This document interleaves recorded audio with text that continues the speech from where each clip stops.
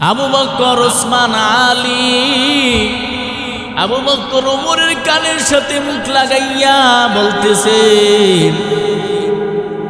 ওরে ভাই ওমর, এই লাশটা যদি ইহুদির না হইয়া, ইহুদির সন্তানের না হইয়া আমি আবু বকরের হইতো, আমার জীবনটা বড় দামি হয়ে যাইত।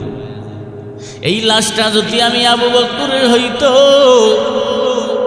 আমার জীবনটা বড় দামি। ও পয়গম্বরের সাহাবীরা, মায়ার নবী আমার তাকাইয়া বলতেছে, সাহাবীরা কবরের ভিতরে আমি নিজেই নামবো। আল্লাহু আকবার বলে। মায়ার নবী আমার কবরের ভিতরে নামার পর বলতেছে, দাও নতুন মুসলিমের লাশ আমার হাতে দাও। কবরের ভিতরে নামাইলেন।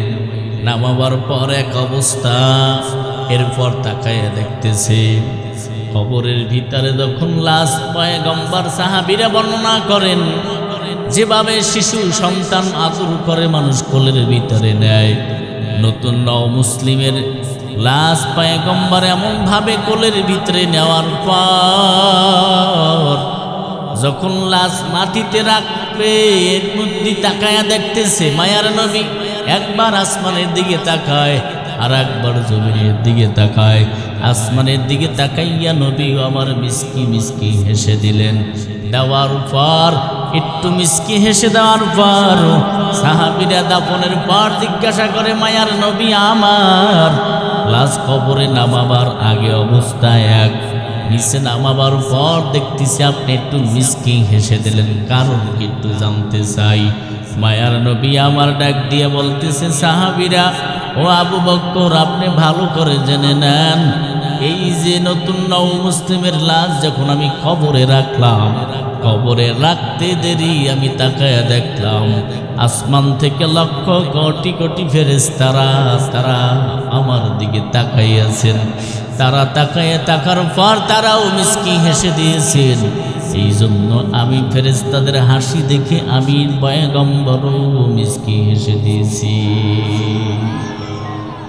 এরে নবীর উম্মতের দল, এরে আল্লাহর গোলাম, ওই মদিনার আদর্শকে গ্রহণ করো রে মুমিন। মদিনাওয়ালার আদর্শ বড় দামি আদর্শ, যারা মেনে নিয়েছে তারা বড় দামি হয়ে গিয়েছে। এরে নবীর উম্মতের দল, কেমন আশেক ছিল শাহ ওলিউল্লাহ মুহাদ্দিস দেহলভী রাহমাতুল্লাহ আলাইহি, নাম শুনেছেন? শাহ ওলিউল্লাহ মুহাদ্দিস দেহলভী রাহমাতুল্লাহ আলাইহি কত বড় একজন মদিনাওয়ালার আশেক ছিলেন। শাহ ওলিউল্লাহ মুহাদ্দিস দেহলভী রাহমাতুল্লাহ আলাইহি কত বড় একজন বুজুর্গ, যুগশ্রেষ্ঠ বড় আলেম। আল্লাহর বাড়ি কাবা ঘরে যখন হজ করার জন্য আল্লাহর বাড়ি হাজির, হজ করার পর নিজের পকেটের টাকা এক পর্যায়ে দান করলেন। দান করতে করতে করতে করতে এক পর্যায়ে নিজে খরচ করতে করতে আল্লাহর বান্দার পকেটের টাকা শেষ হয়ে গেছে। মদিনার নবীর রওজায় গিয়ে হাজির। আল্লাহর নবীর রওজায় গিয়ে সালাম দেবে, সালাম দেওয়ার পর পেটের ক্ষুধা নিয়ে একটু সামনে গিয়ে মাঠের ভিতরে আল্লাহর বান্দা ঘুম পড়ে আছে।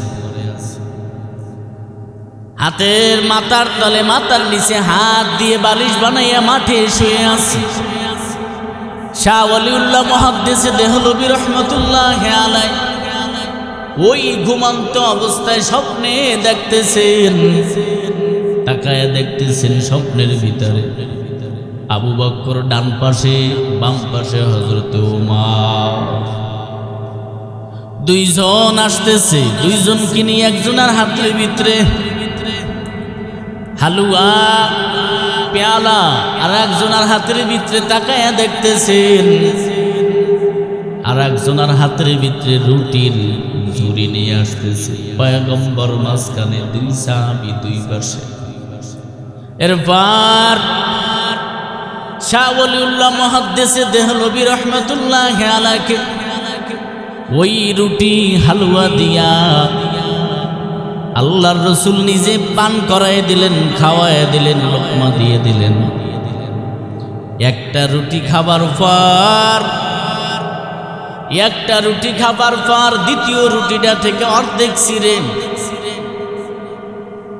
ওমরের হাত থেকে রুটি নিয়ে, আবু বকরের পেলা থেকে হালুয়া নিয়ে আল্লাহর নবী একটা রুটি খাওয়াবার পর দ্বিতীয় রুটিটার অর্ধেক ছিঁড়ে শাহ ওলিউল্লাহ মুহাদ্দিসে দেহলভী রাহমাতুল্লাহি আলাইহির হাতের ভিতরে দিলেন, বাকি অর্ধেক খাওয়ায় দিলেন। দেওয়ার সাথে সাথে বলেন, ও ওলিউল্লাহ মুহাদ্দিসে দেহলভী, আপনি নিজে এখন এই বাকি অর্ধেক নিজে খান। আল্লাহর রাসূল যাওয়ার পর ঘুম ভেঙে গেলেন। ঘুম থেকে জাগ্রত হওয়ার পর তাকায়া দেখতেছে হাতের ভিতরে অর্ধেক রুটি। আল্লাহু আকবার বলেন। কেমন আশিক মদিনার, কেমন আশিক, কেমন মদিনার আশিক, কেমন আমার আল্লাহর পাগল, কেমন মদিনার পাগল। আরে যুবক আল্লাহর গোলাম, তুমি আর আমি যদি ওই আল্লাহর পাগল হইতে পারি, ওই মদিনার পাগল যদি হইতে পারি, দুনিয়ার পাগল হইয়া কোনো লাভ নাই। এই জমিনের ভিতরে যারা আল্লাহর পাগল হইছে, তাকায়া দেখো এদের পিছনে মানুষ দৌড়াইতেছে। আগামীকালকে তো এই ময়দানে আল্লাহর ওলি এই ময়দানে হাজির হবেন। চরমনার জমিনে সৈয়দ ফজলুল করিম রাহমাতুল্লাহি আলাইহি ঘুমাইয়াছেন। এরে নবীর উম্মতের দল সারা বাংলা না সারা পৃথিবীতে তাকায়া দেখো, নবীর উম্মতের দল। বাংলাদেশ একটা জেলার নামও বলা লাগে না, বরিশাল বিভাগের নামও বলা লাগে না। এর নবীর উম্মতের দল চরমনায় নামটা নিলি অনেক জায়গায় অনেক দেশে চিনে ফেলে, ঠিক কিনা? বোঝা গেল না আল্লাহওয়ালারা আল্লাহর সাথে বড় কালেকশন ছিল। আল্লাহর সাথে মহব্বত ভালোবাসা থাকার পর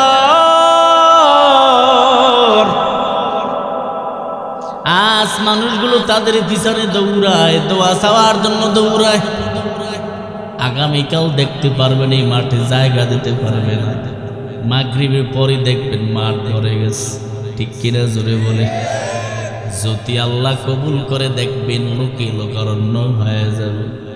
এরা নবীর উম্মতের দল, ভালো করে জেনে না, গুনাহ থেকে নিজে বেঁচে থাকো না, আমল করো। হ্যাঁ, কয়দিন বাঁচবেন? এই দুনিয়া কি থাকার জায়গা? ওই আল্লাহর বান্দারা জোরে বলেন। কবরে যাইবেন না কে কে হাত তোলেন তো। ওই দেখছেন হাত তুলছে। আমি বললাম কি আর আপনি শুনলেন কি? এই দোয়া পেয়ে, মুমিনের মিলন মেলা পেয়ে কারা কারা হাত তোলেন দেখি, কারা কারা বেজার? এবার বস আলহামদুলিল্লাহ। খারাপ লাগতেছে না? চলবে একটু না মনোযোগ দিয়ে দেন? হায় রে অবস্থা। এরে নবীর উম্মতের দল, আল্লাহর মহাব্বত নিয়ে সামনে আগাও। যেই বান্দা আল্লাহর বড় পাগল হবে, কার পাগল? তাবলীগ জামাতের আমির আল্লামা ইলিয়াস শাহ রাহমাতুল্লাহি আলাইহি, নাম শুনেছেন? কত বড় একজন বুজুর্গ। মাঝে মাঝে হাতের ভিতরে একটা লাঠি নিয়ে তিনি মক্তবে যাইতেন। কোথায় যাইতেন? আর এক হাতের ভিতরে তসবিহ, বাম হাতে একটা লাঠি, ডান হাতে তসবিহ নিয়ে জিকির করতে করতে যাইতেন। মানুষ বলে, হুজুর আপনি হাতের ভিতরে লাঠি কেমন?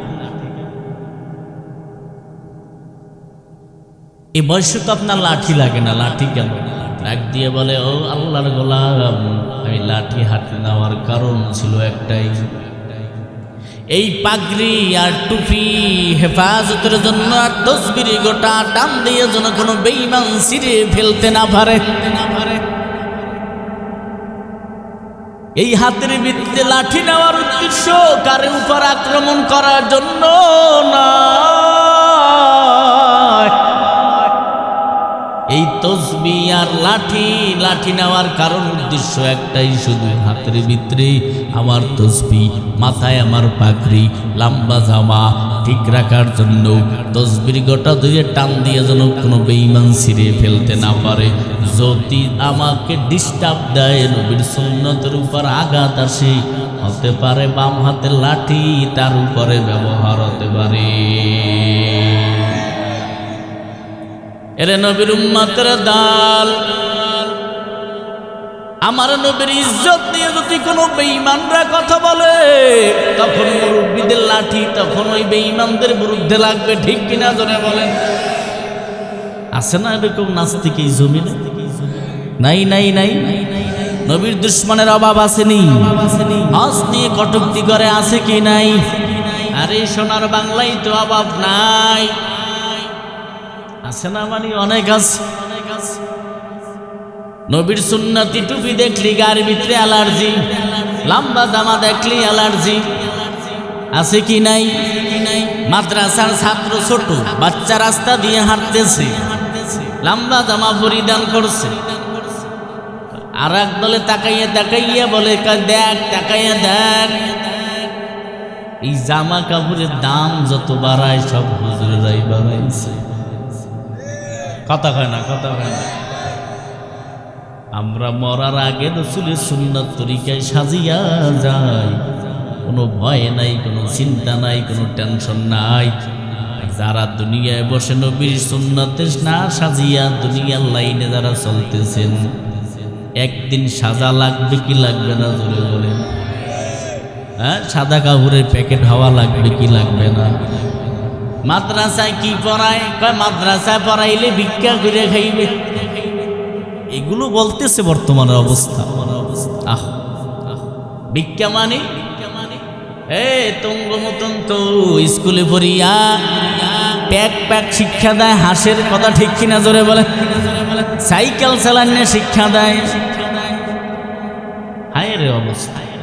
ডিম ভাজা শিক্ষা দেয় স্কুলের ভিতরে, আবার শারীরিক শিক্ষা, কিভাবে ঘুম থেকে উঠবে এই বিছানা স্কুলের ভিতরে ফিট করে, এরপর অল টাইম ঘুমাইয়া দেখাইয়ে দেয় এইভাবে এইভাবে এইভাবে এইভাবে চলতে হবে। জোরে বলেন নাউযুবিল্লাহ। কত মহিলারা এই জমিনে বলেছে, আন্দোলন শুরু হয়ে গেছে আর বলতেছে না না, আমার মেয়েটাকে আমি সাইকেল চালাই না শিক্ষা দিতে চাই না, ডিম বাজার প্রয়োজন হলে এটা তো আমার বাসায় বসিয়েই সম্ভব, এটা স্কুলে বসিয়া কেন? রান্না করার প্রয়োজনের জন্য আমি মাই যথেষ্ট, ঠিক কিনা? এই শিক্ষা বোঝা গেল। হায় রে অবস্থা। আল্লাহ এই শিক্ষা নীতি যারা করেছে, আল্লাহ তাদের বাঁকা অন্তর আল্লাহ সোজা করে দেন। কনা আমিন। আর জোরে বলেন আমিন। হেদায়েত কার হাতে? জোরে বলেন, আরো জোরে বলেন।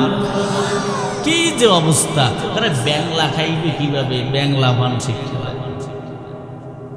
হায় রে অবস্থা। এই যুবকরা বেজার হইতেছেন? হ্যাঁ, আপনার বোনের দ্বারা ব্যাংলা পান শিক্ষা দেবেন? ডিম ভাজার প্রয়োজন আসে তো বাসায় বসে যথেষ্ট, ঠিক কিনা জোরে বলুন? আরে নবীর উম্মতের দল মদিনাওয়ালার আদর্শ গ্রহণ করে না। মদিনাওয়ালার আদর্শ পামু কোথায়? ভার্সিটিতে গেলে পামুনি? কয় না। কোথায় পাইবা? কয় ওই যে বাজারের মাদ্রাসায়, ওখানে ভর্তি করে দিলি দেখবা ছোটকাল থেকে শিক্ষা গ্রহণ করবে। আলিফে আল্লাহ। কে জোরে বলেন? আর স্কুলে কি শিখায়? কয় সরোয়া। সরোয়াতে কি? কয় সরোয়াতে ওয়াজাগা। সরে আ। কয় সরে আই কি? কয় আফা।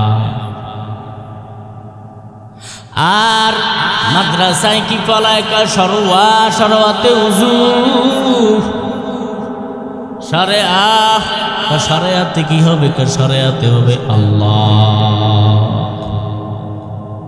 কত সুন্দর শিক্ষা! আল্লাহ পাকের বান্দারা, এই জন্যই মদিনাওয়ালার ঘর লাগবে কি লাগবে না? জোরে বলেন, আরো জোরে বলেন, লাগবে কি লাগবে না?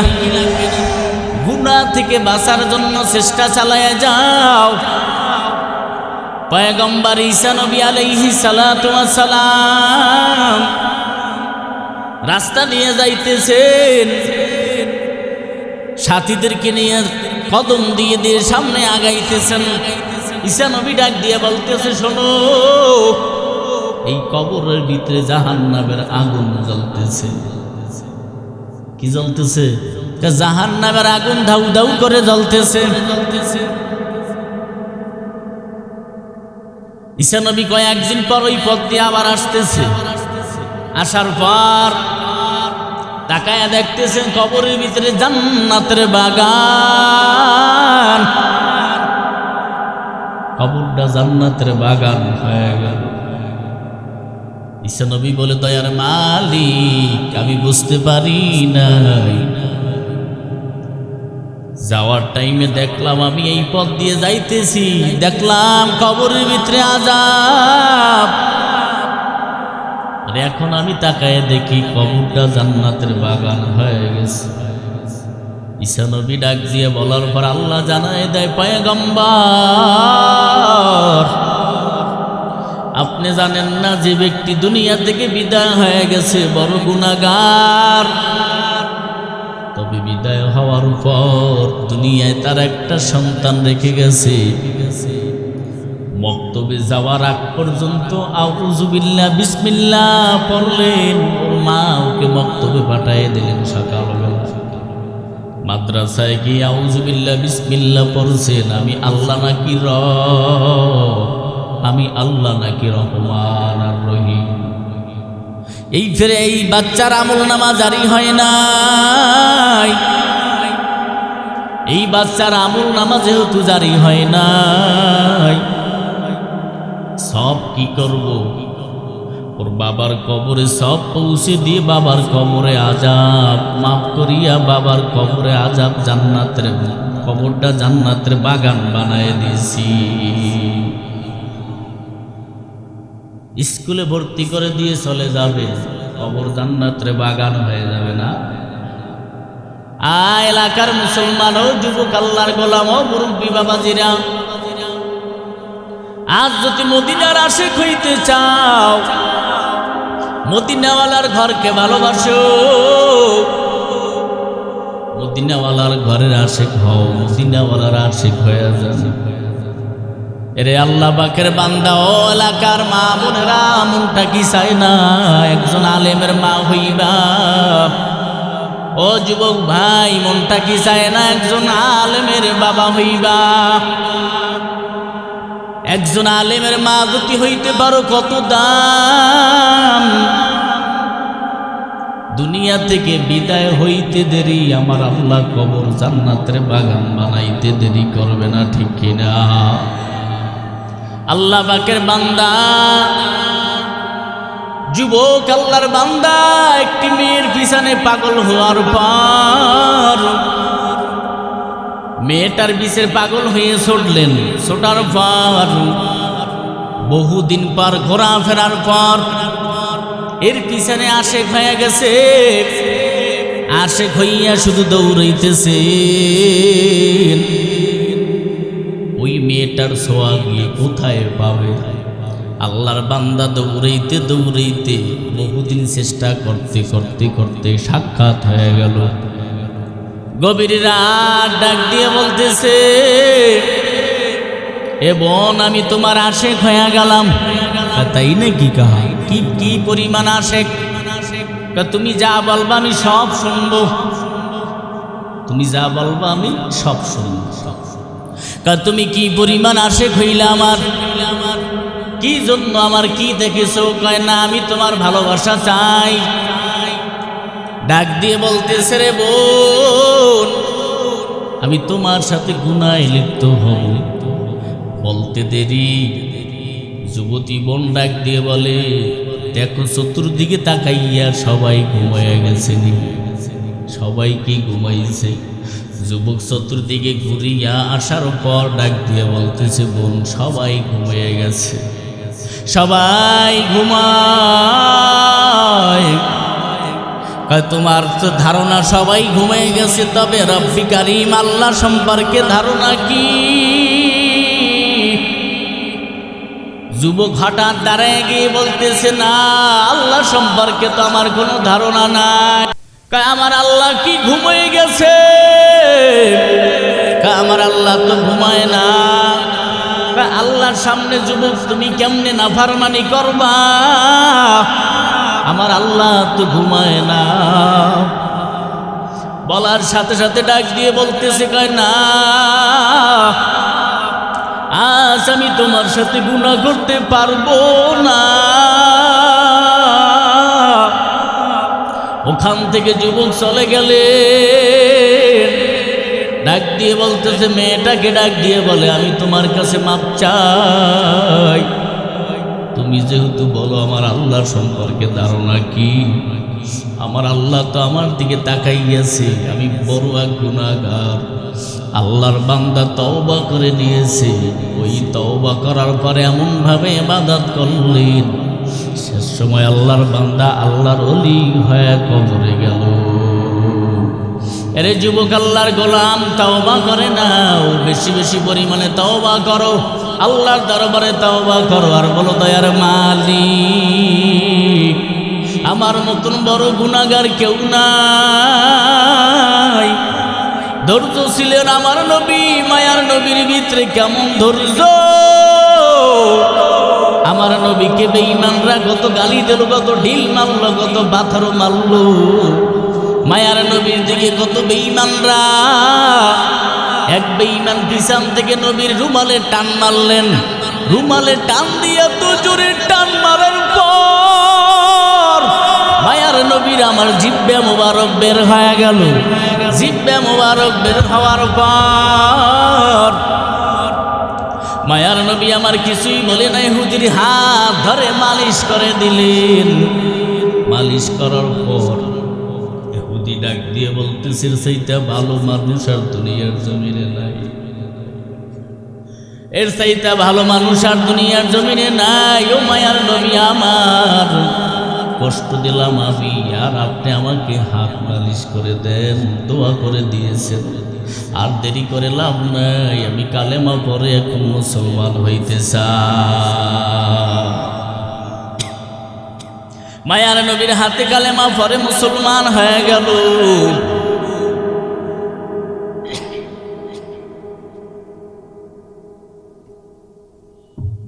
রে নবীর উম্মতের দল, আগামীকাল তো মোনাজাত হবে, আখেরি মোনাজাত, কি ঠিক না? আজকে মোনাজাত দিয়ে গেলে কি গুনাহ হবে? হ্যাঁ, সব হইবে না? আল্লাহ বোঝার তৌফিক দান করেন, কেন আমিন। আরো জোরে বলেন আমিন। আল্লাহর মহব্বত নিয়ে আগাবার তৌফিক দান করেন, আরো জোরে বলেন আমিন। কাকে ভয় করবো জোরে বলেন, আরো জোরে বলেন, আল্লাহকে।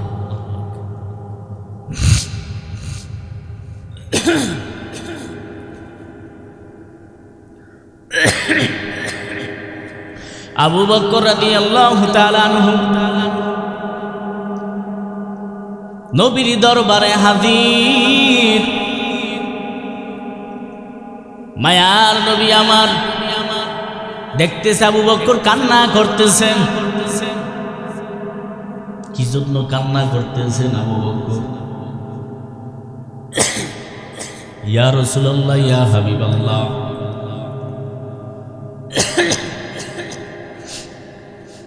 সকালবেলা এক মহিলা আমার দোকান থেকে কাপড় নিয়ে গেল, বিকালবেলা মহিলা আমার কাপড়টা রিটার্ন দিয়ে গেল। আমি জিজ্ঞাসা করলাম, কেন কাপড়টা দিয়ে গেলেন? মা, আম্মা জান, কাপড়ের ভিতরে কোনো সমস্যা আছে? ডাক দিয়ে বলেন, না, কোনো সমস্যা নাই। কেন ফেরত দিলেন? আমার মনের মতন হয়নি, আমার মনের মতন হয়নি। আবু বকরকে নয়, বা মায়ার নবী আমার বলে, আপনি কেন কান্না করেন? আমি কান্না করি এই জন্য, কিয়ামতের ময়দানে যদি আল্লাহ পাক রব্বুল আলামিন জানা দেন আবু বকর আপনি রমজানে রোজা রাখছেন, যত সব আমল নামায় হয়েছে, যত ইবাদত করেছেন, যাকাত দিয়েছেন, রমজানে তারাবি নামাজ আদায় করছেন, রমজানে 30 রোজা রাখছেন, এরপর যত ভালো আমল করছেন এগুলো আমার মনের মতন হয়নি। আল্লাহ যদি বলে আমার মনের মতন হয়নি, আমি আবু বকরের অবস্থা কি হবে? ও মায়ার নবী, সেই জন্য আমি কান্না করতেছি। এরে নবীর উম্মতের দল, আজকে আপনি আর আমি 5 ওয়াক্ত নামাজ পড়ে পরে মনে করি আমি বড় বুজুর্গ হয়ে গেছি, আমার নামাজ কবুলিয়তের দরজায় পৌঁছে কিনা কোনো খবর নাই। রমজানে রোজা রাখলা, বান্দা কবুল হইল কিনা জানা নাই। রমজান মাসে যাকাত দিলা, কবুল হইল কিনা জানা নাই। এরে নবীর উম্মতের দল, জুমার নামাজ পড়লা, বান্দা কবুল হইল কিনা জানা নাই। জিকিরের আমল আমার মাওলার দরবারে কবুল হইল কিনা আপনিও জানেন না, আমিও জানি না। অতএব আল্লাহ পাক রব্বুল আলামিনের আশিক হইয়া কবরে যাও। আবু বকর একদিন ঘুম থেকে জাগ্রত হইয়া ফজরের নামাজ আদায় করে আলীর দরজার সামনে হাজির। আলী রাদিয়াল্লাহু তাআলা আনহু দরজার সামনে এসে বলতেছে, আলী দরজা খুলে দিলেন। খুলে দেওয়ার পর আবু বকর বলেন, আমি এত সকালে কেন হাজির হয়েছি আপনি জানেননি? কয় না, আমি জানি না। আমি 3টা ওসিয়াত করব পয়গম্বরের জামাতা। কয়টা ওসিয়াত জোরে বলেন? 3টা ওসিয়াত যদি আপনি মেনে নেন আমার মনে কোনো কষ্ট থাকবে না। মায়ার নবীর জামাতা ডাক দিয়ে বলতেছে, 3টা ওসিয়াত করবেন, করেন। 1 নাম্বার, আমি যখন দুনিয়া থেকে বিদায় হয়ে যাব, দুনিয়া থেকে যখন চলে যাব, তখনও পয়গম্বরের জামাতা আলীকে বলতেছে, আবু বকর আপনি নিজে হাত দিয়া আপনি আমাকে গোসল করাইবেন। জোরে বলেন সুবহানাল্লাহ। 2য় নাম্বার ওসিয়াত, আমার জানাজা আপনি দিবেন। আর আস্তে কোন সুবহানাল্লাহ। 3য় নাম্বার ওসিয়াত, আমার লাশটা নিয়ে নবীর রওজার কিনারা রাখবেন। নবীর রওজার কিনারা রাখার পর আমি আবু বকরের পক্ষ থেকে একটা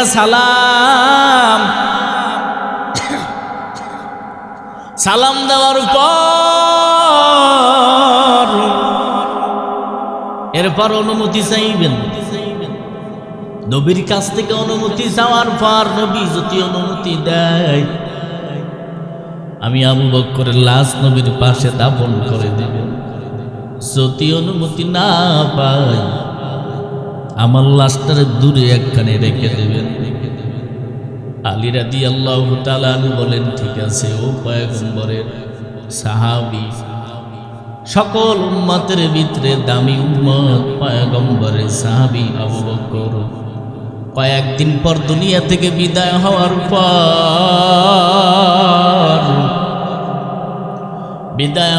পর ওসিয়াত 3টা আলী রাদিয়াল্লাহু তাআলা আনহু নিজে গোসল করাইলেন। গোসল করাবার পর আলী নিজেই গোসল করাবার পর আবার জানাজার ইমামতিও করলেন। জানাজা দেওয়ার পর লাশ নিয়ে যখন পয়গম্বরের রওজার কিনারায় হাজির, রওজার কিনারা রাখার পর আবু বকরের পক্ষ থেকে এক সালাম, আল্লাহু আকবার বলেন। সালাম দিতে দেরি, সালামের জবাব আসতে দেরি করে নাই। আল্লাহু আকবার বলেন। সালামের জবাব আসার পর সাথে সাথে পয়গম্বরের জবাব আসার পর আল্লাহর নবী রওজা থেকে এমনভাবে আওয়াজ আসলেন, ডাক দিয়ে বলতেছে, বন্ধুর জন্য বন্ধু পাগল, ও আলী অনুমতি লাগবে না। আমার প্রিয় সাহাবী, আমার কলিজা টুকরা সাহাবী আবু বকরকে আমার পাশে দাফন করে দেন। আল্লাহু আকবার বলেন। বলতে দেরি নবীজি রওজার গেটের তালাটা টাস টাস করে খুলে গেলেন। আল্লাহু আকবার জোরে বলেন। ও নবীর উম্মতের দরবুলতির মুসলমান, আজ যদি মদিনাওয়ালাকে ভালোবাসতে পারি ও যুবক, দাফন হবে এই জমিনে, এখান থেকে এই কবর থেকে মদিনার নবীর রওজা থেকে সংযোগ দিতে পারে কে? জোরে বলে। আজ মদিনাওয়ালাকে ভালোবাসা লাগবে কি লাগবে না? জোরে বলো। তবে আমার নবীকে যে বেঈমানরা গালি দেবে জমিনের ভিতরে, ওই বেঈমানদের বিচারের দাবি জানাতে পারবো কি পারবো না? জোরে বলো। আমার নবীকে যদি গালি দেয় আমরা প্রতিবাদ করব কি করব না? আরো জোরে বলেন। আজ জমিনের ভিতরে যদি কেউ শেখ মুজিবুর রহমানকে গালি দেয়, বিচার হবে কি হবে না? জিয়াউর রহমানের বিরুদ্ধে কথা বললে বিচার হবে কি হবে না? আমার দেশের প্রধানমন্ত্রীর বিরুদ্ধে কথা বললে বিচার হবে কি হবে না? সকল নেতার নেতা, সকল দলপতি আমার নবী, মায়ার নবী, আমার নবীকে গালি দিলে কেন বিচারে জমিনে হবে না? ঠিক কিনা? জোরে বলো। সকল যুদ্ধ অপরাধীর বিচারের আগে আমার নবী দুশ্মনের বিচার জমিনে হবে কি হবে না? জোরে বলেন। বাবাকে গালি দেবে মেনে নেব, আমার পীরকে গালি দিলে মেনে নিতে পারি, কিন্তু না না, আমার নবীকে গালি দিলে একটা মিনিটের জন্য মেনে নেওয়া যাবে না। আরে মদিনার আশেকের দল,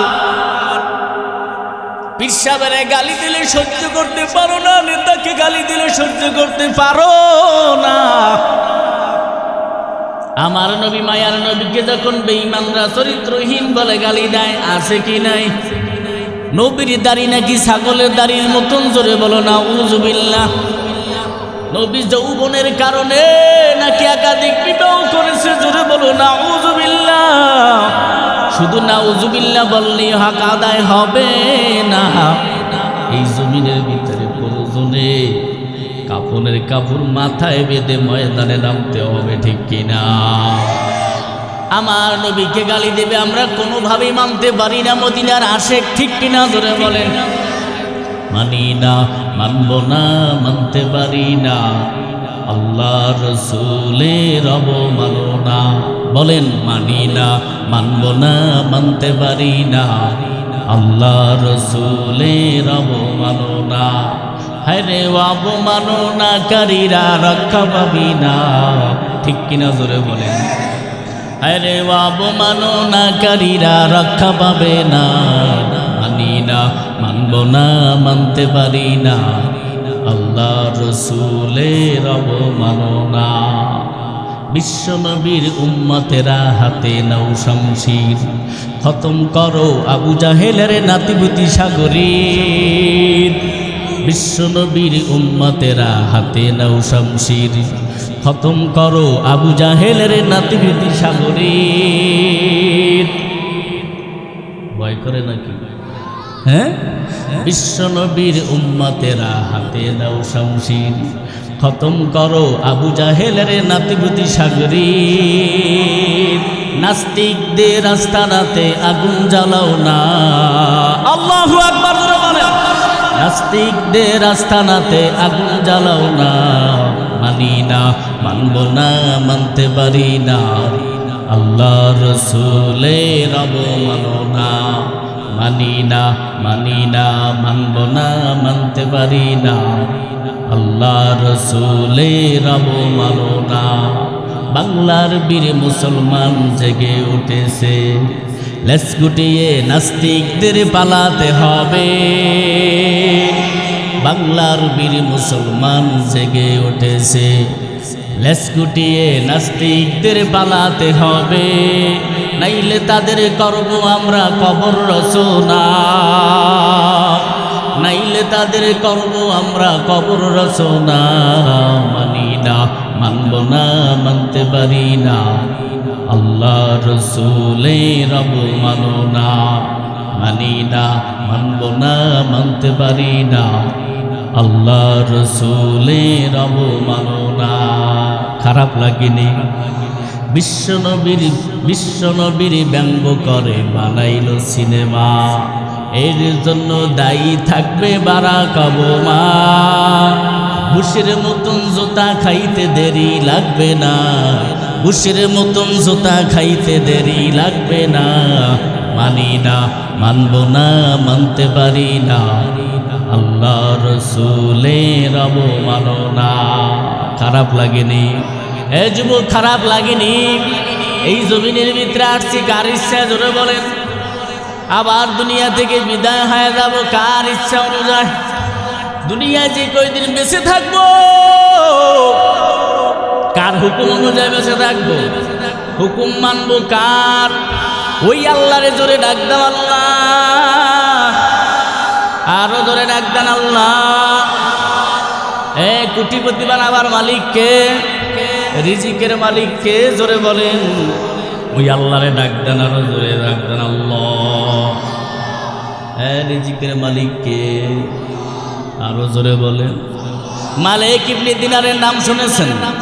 মালিক ইবনে দিনার কত বড় দরকার, একজন বুজুর্গ ওলি কামেল।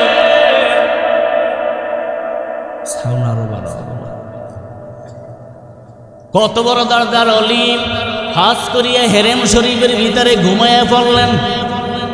ঘটনাটা বলবো না বলো? হেরেম শরীফের ভিতরে ঘুমাইয়া আল্লাহর কাছে জানতে চান, দয়ার মালিক আমি জানতে চাই এই বছর কার কার হজ, কোন কোন হাজিদের হজ কবুল হইল, কোন কোন হাজির হজ কবুল হয় নাই। কত মারাত্মক! জানার পর, বলার পর ঘুমের ঘরে স্বপ্নে দেখতেছেন আল্লাহ পাক রব্বুল আলামিন ফেরেশতা তারা জানায় দেন, ও মালিক ইবনে দিনার, অন্যের হজ কবুল হইল কি হয় নাই তোমার কি প্রয়োজন? ফেরেশতারা বলার পর বললেন, না আমি জানতে চাই। জানতে চাওয়া তো দোষ নয়। বলতে দেরি মালিক ইবনে দিনার বলার পর বলেন, বাগদাদের জমিন থেকে আব্দুর রহমান, মোহাম্মদ বিন আব্দুর রহমান নামের এক যুবক হজ করতে আসছেন। ওই যুবকের হজ আল্লাহ কবুল করে নাই। নাম কি? মোহাম্মদ বিন আব্দুর রহমান।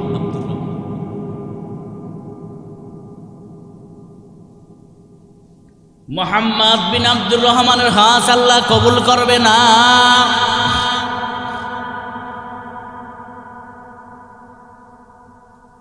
ঠিকানা জানাই দিলেন ফেরেশতারা, বললেন বাগদাদের কাফেলার ভিতরে আছে। 70,000 হাজিদের হজ আল্লাহ কবুল করেছেন, কিন্তু মোহাম্মদ বিন আব্দুর রহমানের হজ আল্লাহ কবুল করে নাই। আল্লাহর বান্দা ঘুম থেকে জাগ্রত হয়ে হেরেম শরীফ থেকে সকালবেলা তালাশ করতেছে। খুঁজতে খুঁজতে তালাশ করতে করতে ওই কাফেলা পাওয়ার পর বাগদাদের জমিনের কাফেলার নিকটে চলে গেলেন। তাবুর নিকটে যাওয়ার পর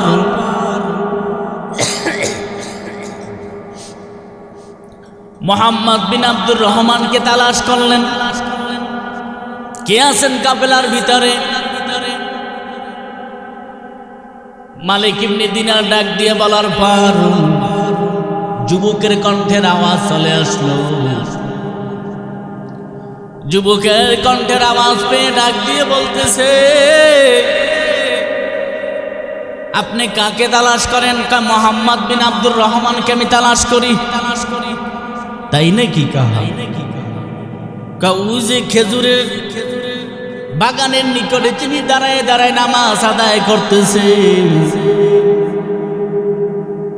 একটা হাত তার কাটা আছে, ডান হাত তার নাই, তিনি নামাজ আদায় করতেছে। কেন তালাশ করেন? কেন শব্দে পড়ে আমি তার সাথে সাক্ষাৎ করব? তাই নাকি কাহা তিনি তো আমাদের কাফেলার ভিতরে বড় বুজুর্গ, 40 বছর পর্যন্ত তিনি দিনের বেলা রোজা রাখেন, রাত্রের বেলা দাঁড়ায় দাঁড়ায় নামাজ আদায় করেন। 40 বছর রোজা রাখছেন টানা, 40 বছর। আর রাত্রবেলা আমাদের বুজুর্গ তিনি নামাজ আদায় করেন। কে? মোহাম্মদ বিন আব্দুর রহমান। মোহাম্মদ বিন আব্দুর রহমানের নিকটে দাঁড়াইলেন, নামাজের সালাম ফিরাইলেন। ফিরাবার পর মোহাম্মদ বিন আব্দুর রহমান পিছনে তাকায় দেখতেছে জমানার বড় ওলিয়ে কামেল, বড় একজন বুজুর্গ পিছনে দাঁড়াইয়াছে। মোহাম্মদ বিন আব্দুর রহমান ডাক দিয়ে বলতেছে, ও বুজুর্গ, আপনি এ জায়গায় কেন? আমি এ জায়গায় কেন? জবাব পরে। আপনার নাম কি? মোহাম্মদ বিন আব্দুর রহমান। কাহা আমার নাম মোহাম্মদ বিন আব্দুর রহমান।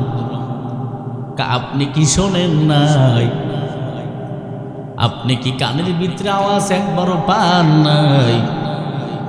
আপনার 40 বছর পর্যন্ত আপনার হজ আল্লাহ কবুল করে নাই।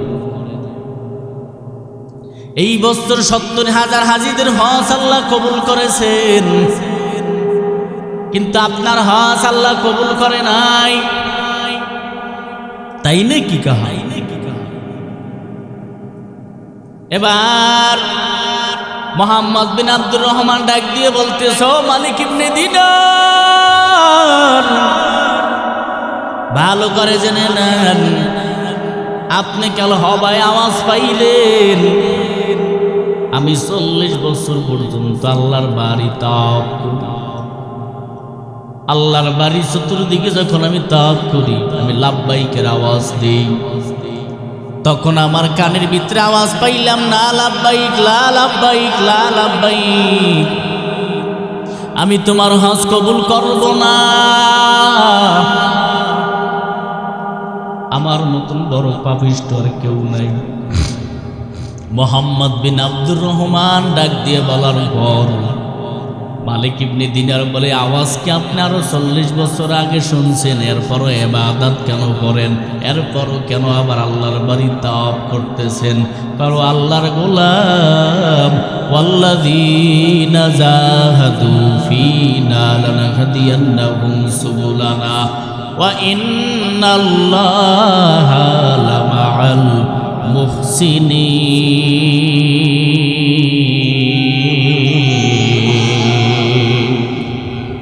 আমি বান্দা, আমি মোহাম্মদ বিন আব্দুর রহমান, আমি একবার দুইবার নয়,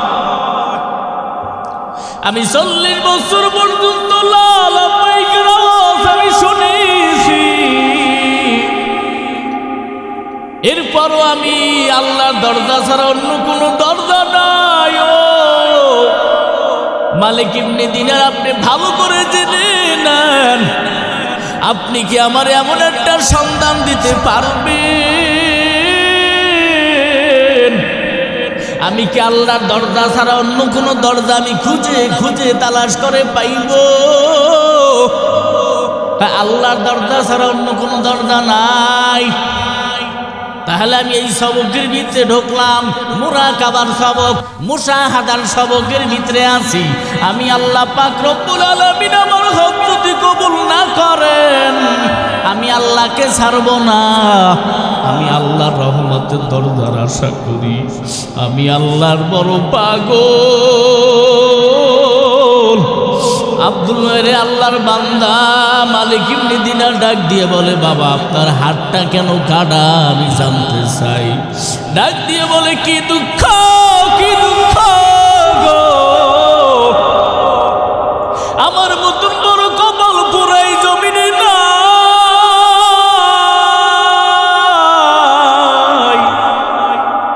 আপনি জানতে চান হুজুর আমার হাত কাটা কেন? আমি জানতে চাই আমার হাতটা কি জন্য কেটে ফেলছি যদি জানতে চান। হাত কাটার পিছনে কারণ শুধু একটা, আমি হতভাগ কপাল পোড়া। কি দিয়ে আপনি কপাল পোড়া একটু বলবেন নি? হুজুর আমি একটা মদখোর, 40 বছর আগে আমি মদ পান করেছি। কয় বছর? 40 বছর আগে আমি মদ পান করে করে করে করে নিজের জীবনকে আমি ধ্বংসের পথে নিয়ে গেছিলাম। শাবান মাসের 30 তারিখ আমি মদ পান করিয়া বাসায় ঢুকলাম। মদ পান করিয়া বাসায় ঢোকার পর আমার মা আমাকে ডাক দিয়ে বলে, সবাই রোজা রাখার জন্য আগামীকাল রমজানের 1 তারিখ সবাই তারাফি নামাজ আদায় করছে। আমার সন্তান তুমি মদ পান করিয়া আসছো। তোর মতন সন্তানকে আমি আল্লাহর দরবারে তো চাই নাই, কেন আমার আল্লাহ আমাকে তোর মতন একজন সন্তান দিল? এভাবে বলার পর আমি মাকে উঠে একটা সর মারলাম। জোরে বলেন না উযুবিল্লাহ। এমন জোরে আমি এক চর মেরে দিলাম, মায়ের সামনের দাঁত পড়ে গেল, রক্ত যুগ যুগ যুগ যুগ করিয়া পড়তেছে। এরপর শুধু তাই না, আমার মার অবস্থা খুবই খারাপ। এরপর আমার মা ডাক দিয়ে বলতেছে, তোর মতন সন্তান যেন কোনো মহিলাকে আল্লাহ না দেয়, কারণ সবাই করে আল্লাহর গোলামি। তুই নিজে পাপ কাজ করিয়া মদ পান করিয়া আসছ। তোর শরীর না পাক, তোর জিহ্বা না পাক, তোর হাত না পাক, তোর পাও না পাক, তোর গোটা বডি না পাক। তোর মতন সন্তান আমি আল্লাহর কাছে চাইনি। এরে নবীর উম্মতের দল মোহাম্মদ বিন আব্দুর রহমান বলতেছে, এরপর আমার স্ত্রী গম সেদ্ধ করে, চুলার ভিতরে যখন গম সেদ্ধ করতেছে, আমার স্ত্রী জানি কোথায় গেছে, আগুন জ্বলতেছে। ও মালিক ইবনে দিনার, আমি আমার মাকে ধরে আমি নিয়ে পর আগুনের ভিতরে ছেড়ে দিলাম। জোরে বলেন না উযুবিল্লাহ। আগুনের ভিতরে ছেড়ে দেওয়ার পর আমি মদ পান করছি, আমার মাথা ঠিক নয়, আমি মাতাল অবস্থায়। আগুনের ভিতরে ছেড়ে দেওয়ার পর আমার মা আগুনের ভিতরে একটা রুটির মতন হয়ে গেছে। কয়েকটা মিনিট যাইতে না যাইতে এমন অবস্থা, কোথা থেকে জানে আমার স্ত্রী আমার নিকটে আসলো, আমাকে একটা ধাক্কা দিয়ে একটা রুমের ভিতরে ঢুকায় রাখার পর কিছুক্ষণ পর আমার হুঁশ ফেলল। হুঁশ ফেরার পর আমি বললাম, আমার মা কোথায়? ডাক দিয়ে বলে, স্বামী আমার, আপনার মাকে আপনি আগুনে ফেলাইয়া জ্বালায় দিয়েছেন, একটা রুটির মতন কালো হয়ে গেছে, চাপডা হয়ে গেছে, চেহারা কোনো ফেস নাই, পুরি সব কয়লা হয়ে গেছে। ডাক দিয়ে বলতেছে, আমি জানতে চাই ওই মুহূর্তে আমার অবস্থা খুবই খারাপ ছিল। স্ত্রী ডাক দিয়ে বলে, স্বামী আমার, ইতিহাসের পাতায় আপনার নাম লেখা থাকবে। আপনার মতন অবৈধ, আপনার মতন এত বড় জালিম দুনিয়াতে আর কেউ নাই, এত বড় বেয়াদব সন্তান দুনিয়ার জমিনে আর কেউ নাই। আল্লাহ মনে হয় আপনাকে না। হুজুর ও মালিক ইবনে দিনার, এই জন্য আমার হাতটাকে আমি নিজে আঘাত করে খুব দিয়ে কেটে আলাদা করে ফেলছি।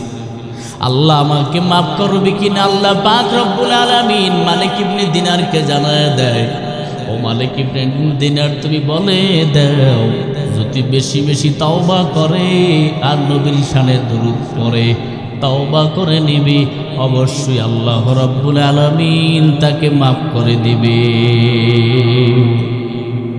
কিয়ামতের ময়দানে সন্তানের হাতে বাইসিকল লাগাইয়া, সন্তানের হাতে বাইসিকল লাগাইয়া যখন জাহান্নামের দিকে রওনা করবে, জাহান্নামের দিকে নেওয়ার পর ওই সন্তানকে যখন জাহান্নামের দিকে নিয়ে যাবে মাকে ওই পথে দাঁড়া করে দেবে। মায়ের অন্তরের ভিতরে আল্লাহ পাক রব্বুল আলামিন মহব্বত ঢেলে দিবেন।